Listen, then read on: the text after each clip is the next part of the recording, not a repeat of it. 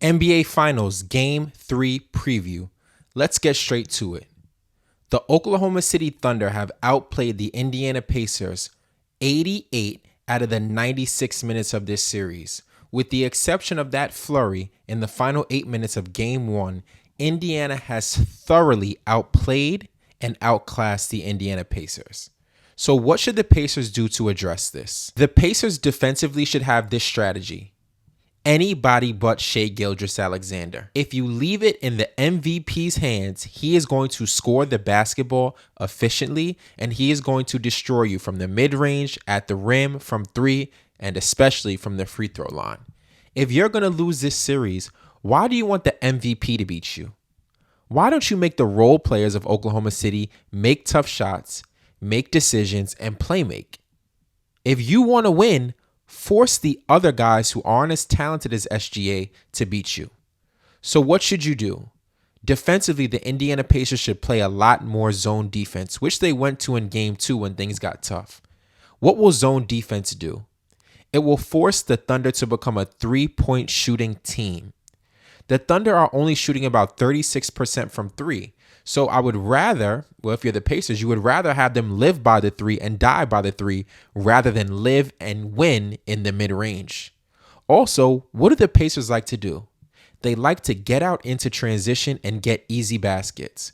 So if a team is shooting a lot of threes, that leads to long rebounds, which leads to quicker and shorter fast breaks. Easy points.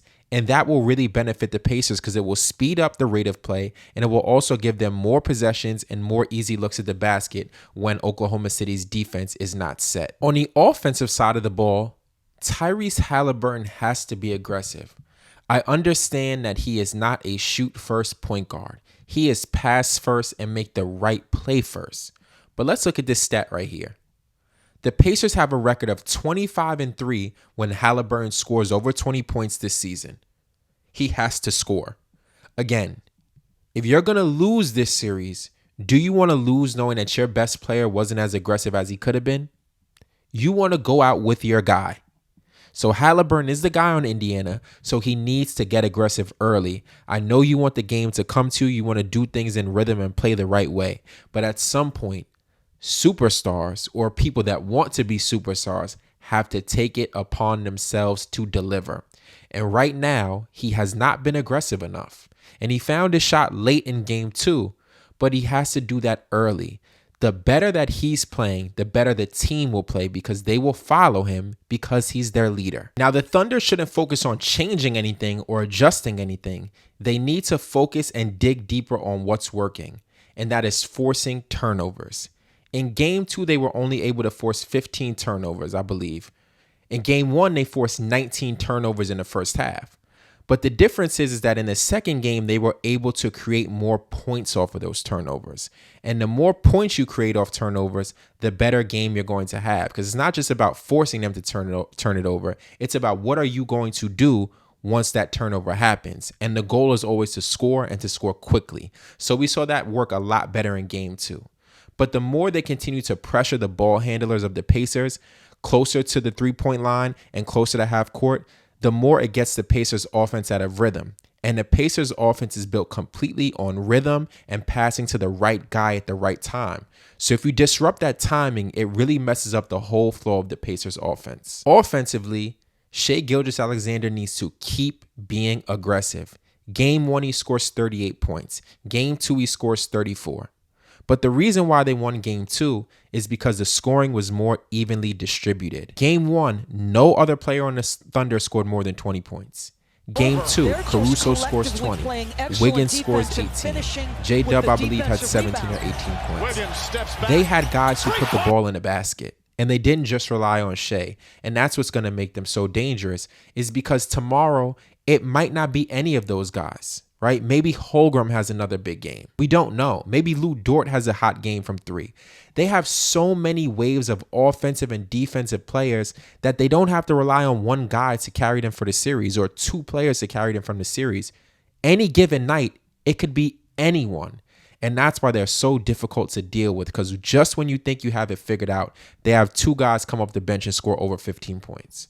How do you really deal with that? And it's why this team is so dangerous and why people are saying that this is an all-time great team, because it's truly an effort of 11 or 12 guys. They are playing everyone this series. Now, all I'm going to say is game 3, I believe, will be a close game. The Thunder are a 5-point favorite, which tells me something. Vegas believes that they're the better team, but that spread is not 10 points or 11 points like it was in game 1 and 2. So I think Vegas believes that the Pacers have figured something out. And I believe the Pacers are due for a big game, right? You look at Siakam, you look at Nesmith. I think those are going to be two guys who deliver big in game 3. They're going to be back at home. The rim's a little friendlier when you're at home. The role players step up a bit more when you're at home. There's going to be a crazy energy in the building. That's going to be a lot for the Thunder to deal with. So I think this will be a close game, but I still have to go with the Thunder. I think the Thunder just have too much going on. They have too many ways to win, and I think it's easier. The path to victory is easier for the Thunder than it is for the Pacers. The Pacers need so many things to go right to win. They need OKC to miss a lot of threes. They need Shea to have an off night. They need the defensive intensity to be a little bit lower from the Thunder. But if the Pacers want to win, they needed a miracle last second shot. They needed the Thunder to be out of rhythm. They needed a couple coaching mistakes. They needed a couple of misused or not used timeouts. It's just much easier for the Thunder to get to the finish line. So if I have to pick a winner for game 3, I'm going with the Thunder. But I do believe it'll be a much closer game. Let me know what you think in the comments. Tell me if I'm right. Tell me if I'm wrong. I know the Indiana Pacers fans have been coming at me the past couple weeks, but hey, congratulations for being here. I just believe the Thunder are the better team.